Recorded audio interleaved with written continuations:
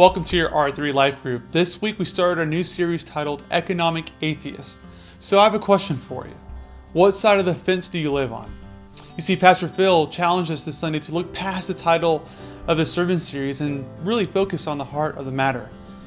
Do you live outside of God's fence, an economic atheist, where you believe what God has entrusted to you actually belongs to you?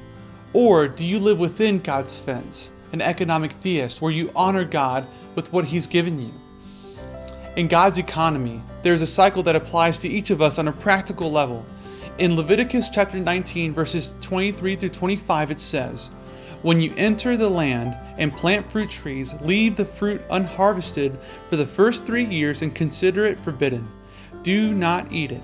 In the 4th year, the entire crop must be consecrated to the Lord as a celebration of praise. Finally, in the 5th year, you may eat the fruit. If you follow this pattern, your harvest will increase. I am the Lord your God."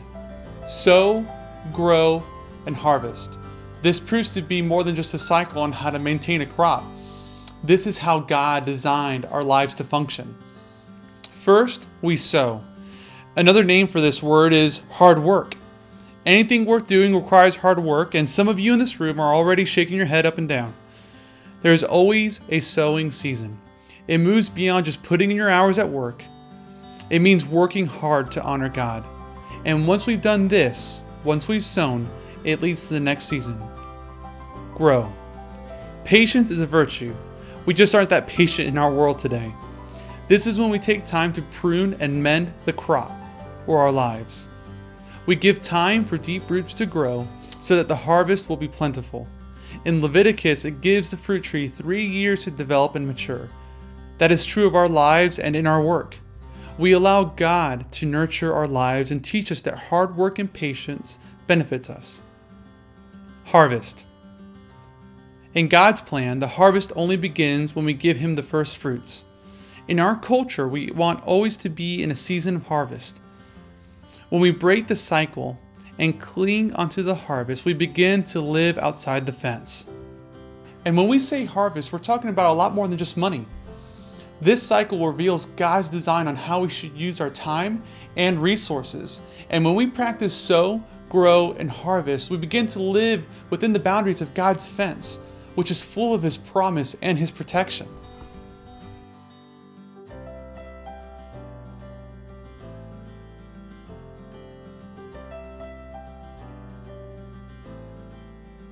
Welcome to Reflect. About 3 years ago, when I was living in Georgia, we had a snowstorm. Now, I'm going to go ahead and say this. Snowstorms in Georgia are not the same as snowstorms in South Dakota. I know this. You guys are very proud of your weather. I get it. But here's the deal. It had been 30 years since we've gotten snow on Christmas. So we had a white Christmas, my very first white Christmas. So I was thrilled. I was with family at the house having a great time. Then we realized 2 days in that we couldn't go anywhere. Everything was frozen and we didn't have the equipment to go anywhere. So we were stuck. So 2 days turned into 3 days, and then that turned into 4 days. After the 4th day, all I could think about was, I need to get out of this place. I need to leave fast. Anywhere but here would be better. And that story reminds me of a book written by Philip Keller titled The Shepherd Looks at Psalm 23. In this book, he tells a story about his life as a shepherd on the eastern horn of Africa.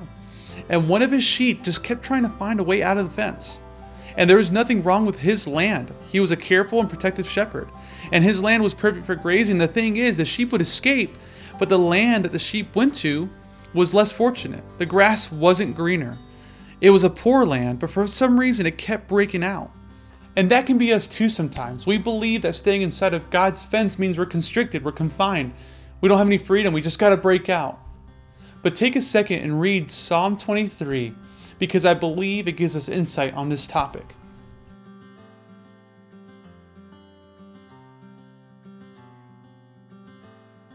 Green pastures, quiet waters, restoration, valleys. Even though we walk through the valley, He is with us.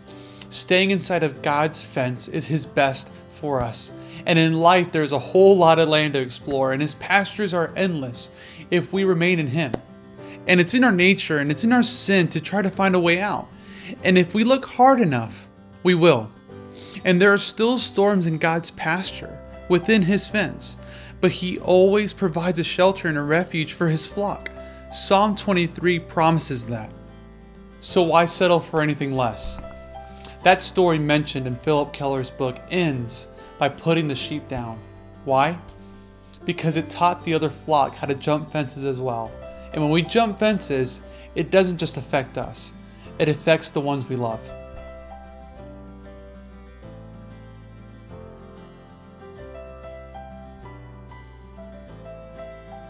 Welcome to React. We've been talking about fences a lot, so let's take some time to help each other define what this looks like in our lives. What are some fences that God is asking you not to jump? This can lead to talking about finances and budgets that you know will honor God, to talking about a sinful habit that you may struggle with. Maybe it's dealing with slander. This looks different for each person, but it would help with accountability, so take some time to engage in this subject. Share about a moment when choosing God's best benefited you. This could be a story where you gained victory over a fence-jumping habit, or where God provided restoration for your soul. That's it for your R3. I'll see you next week for week 2 of Economic Atheist. You have a blessed week.